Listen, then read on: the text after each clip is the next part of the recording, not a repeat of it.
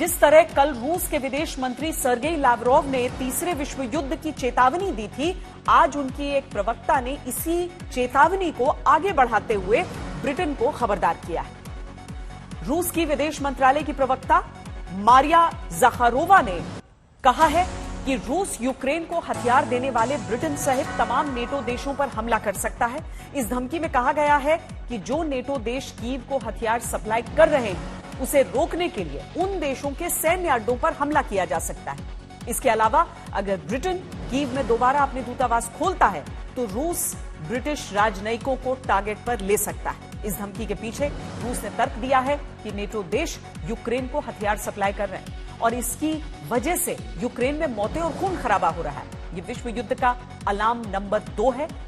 हालत यह है कि रूस के कुछ एंकर्स ने भी लाइव प्रसारण में ब्रिटेन पर हमले की खुली चेतावनी दी। यूक्रेन की बर्बादी का काम तो हो चुका, अब ब्रिटेन की बारी है। ये धमकी रूस की है।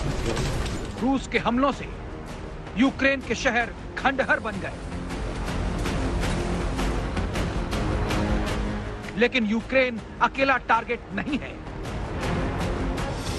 अब अगर नेटो देशों ने दखलंदाजी की तो फिर उन पर अटैक होगा। ये धमकी पुतिन के ऑफिस से आई है।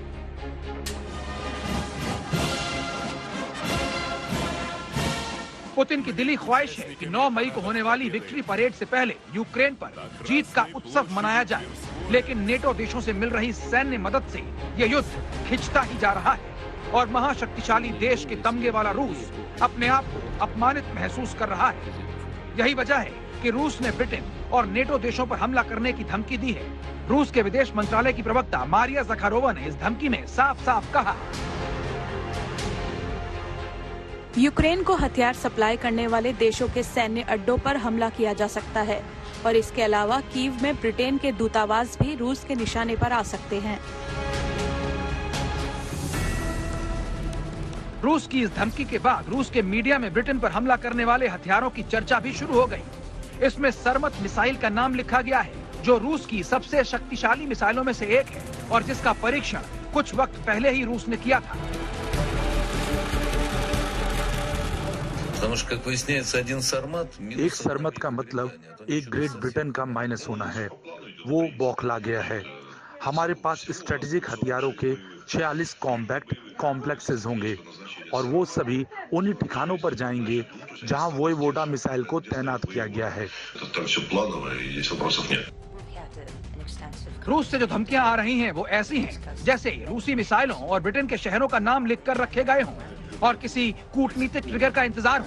अगर ब्रिटेन ने यूक्रेन को हथियारों की मदद नहीं रोकी तो रूस ब्रिटेन सहित नेटो देशों पर भी हमला कर देगा। यानी जो युद्ध अब तक प्रॉक्सी वॉर कहा जा रहा था, उसे रूस अब खुलकर लड़ना चाहता है और यही वो स्थिति है जिसमें यूक्रेन युद्ध विश्व युद्ध में बदल सकता है। ये वही बात है जो रूसी विदेश मंत्री सर्गेई लावरोव ने कही थी। Вся пятерка постоянных членов Совета Безопасности ООН नेटो रूस के साथ प्रॉक्सी वॉर में लगा हुआ है। युद्ध का मतलब है युद्ध। परमाणु हमले के जोखिम को कम करके नहीं आंकना चाहिए और युद्ध खत्म करने का कोई भी समझौता काफी हद तक जमीनी सैन्य हालात पर निर्भर करता है। недопустимости ядерной войны. И это наша принципиальная позиция. रूस की एक के बाद एक आ रही धमकियों के पीछे के कुछ अहम कारणों को समझना जरूरी है। इसी महीने की 10 तारीख को ब्रिटेन के राष्ट्रपति बोरिस जॉनसन यूक्रेन पहुंचे थे और राष्ट्रपति जेलेंस्की के साथ जिस तरह कीव की सड़कों पर घूम रहे थे, उससे रूस को यह संदेश दिया गया कि ब्रिटेन यूक्रेन के साथ है। इसके बाद ब्रिटेन के सशस्त्र बल मंत्री जेम्स हीपी ने रूस पर यूक्रेन के हमले का समर्थन करने का बयान दे दिया। इसके अलावा हीपी ने यह भी कह दिया कि अगर डोनेस्क और लुहांस्क में माहौल शांत होता है तो ब्रिटेन यूक्रेन के अंदर यूक्रेनी सैनिकों की ट्रेनिंग फिर से शुरू करेगा। ये बात रूस को चुभ रही है।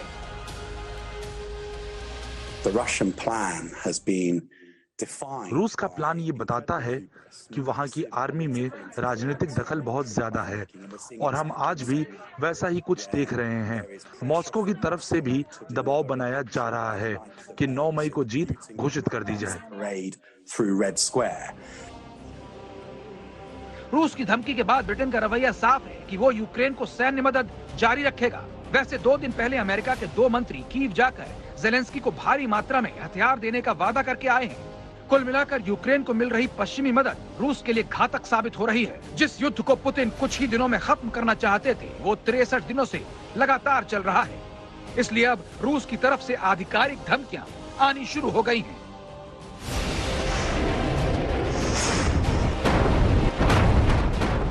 आज तक ब्यूरो।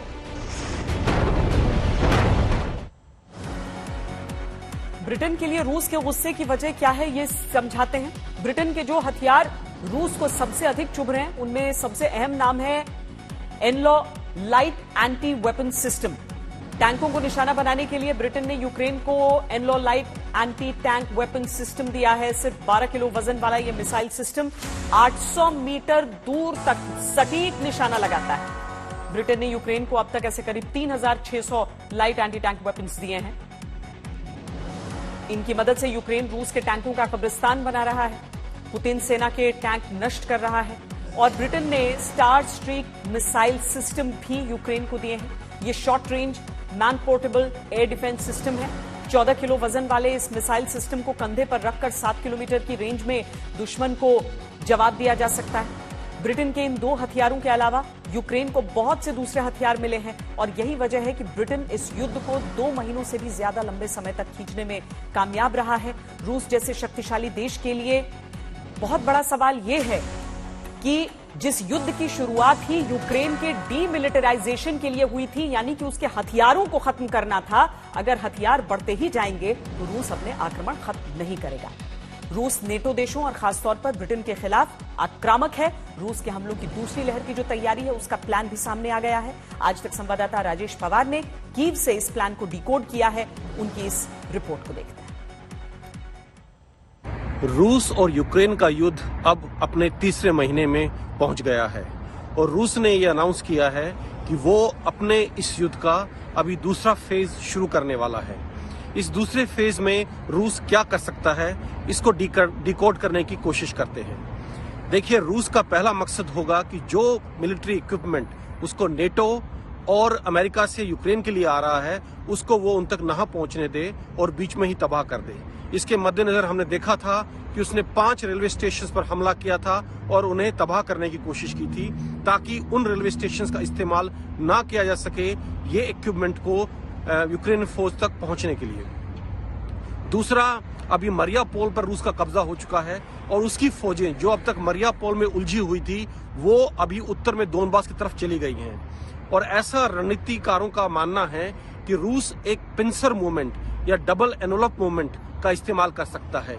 ये फौजी टैक्टिक्स होती हैं। इसमें क्या किया जाता है कि एक दुश्मन की फौज को 2 तरफ से घेरा जाता है, 2 तरफ से हमला किया जाता है और उसको घेर लिया जाता है और तबाह कर दिया जाता है। इसका इस्तेमाल इतिहास में बहुत बार पहले हुआ है।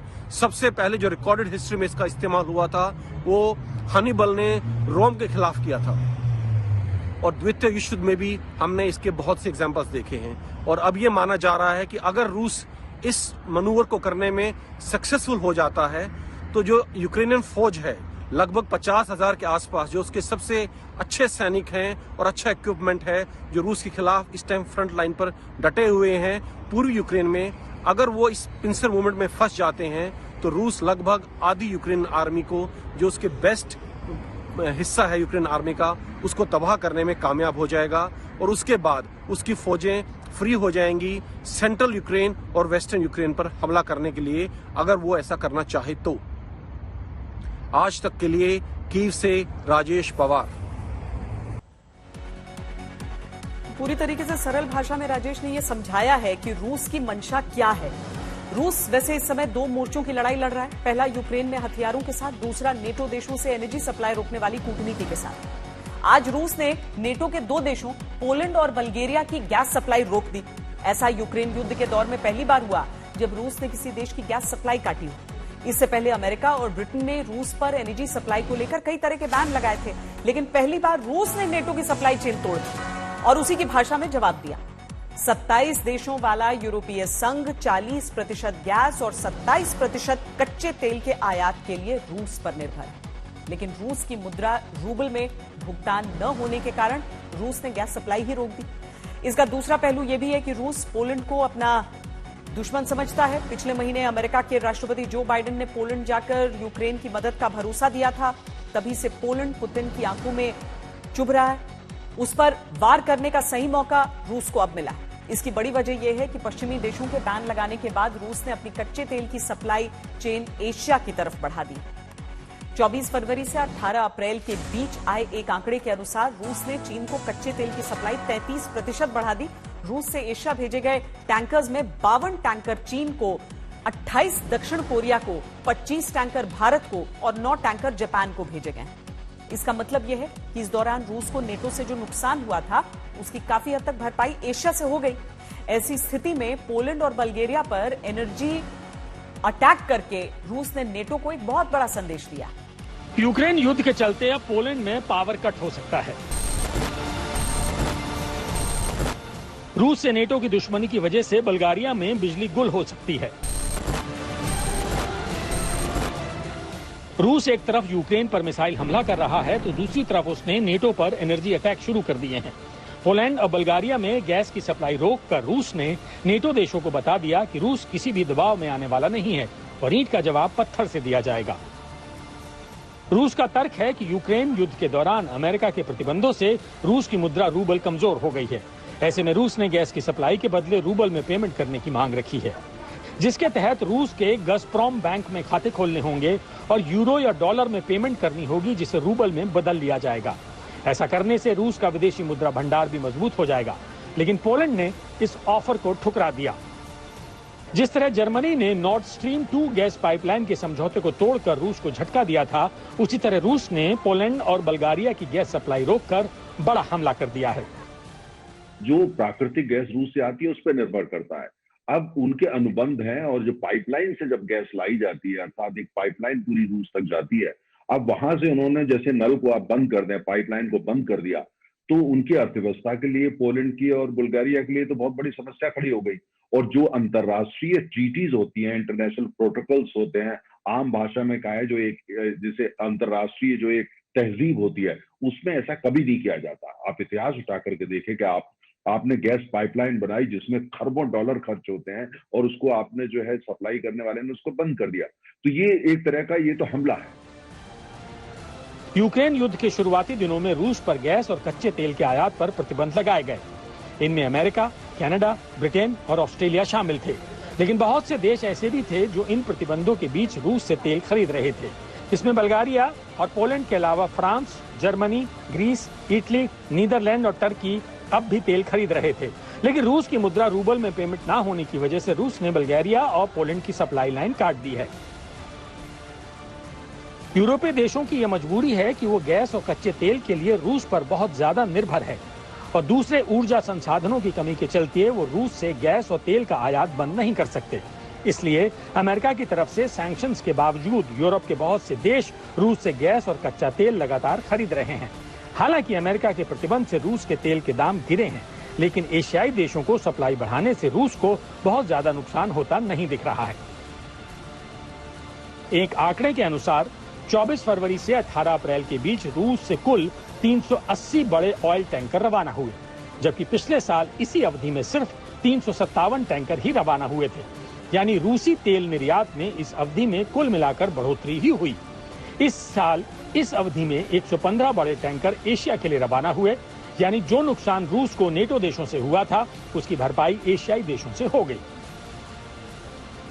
रूस को जो इम्यूनिटी मिली है उसका एक बड़ा कारण उसका दोस्त चीन भी है। चीन ने रूस से तेल खरीदने की मात्रा बढ़ा दी है। यूरोपीय संघ के बाद चीन रूस के तेल का दूसरा सबसे बड़ा खरीदार बन गया है।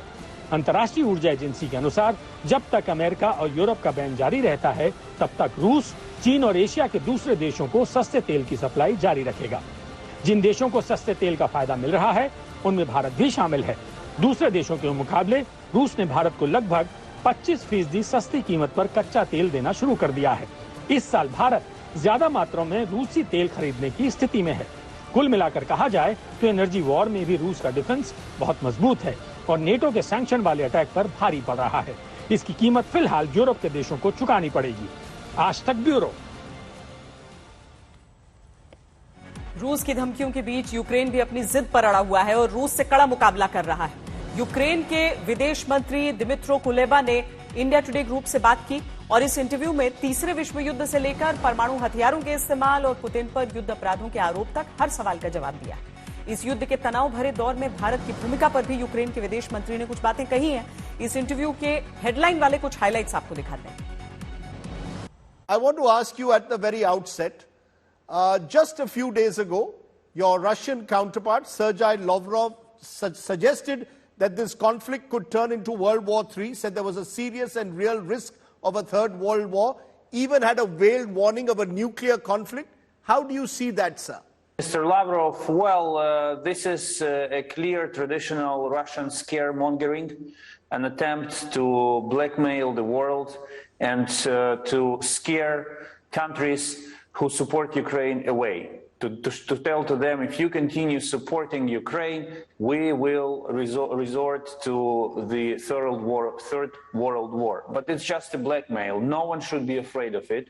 Russia understands it's getting weaker day by day and resorts to these unprecedented threats. And the last point on nuclear weapons. Ukraine has no nuclear weapons. What the West does not intend to use nuclear weapons against Russia. So when Lavrov threatens nuclear war, he literally threatens that Russia will launch the nuclear war. And this will mean an attack on entire humanity. We have to remain united.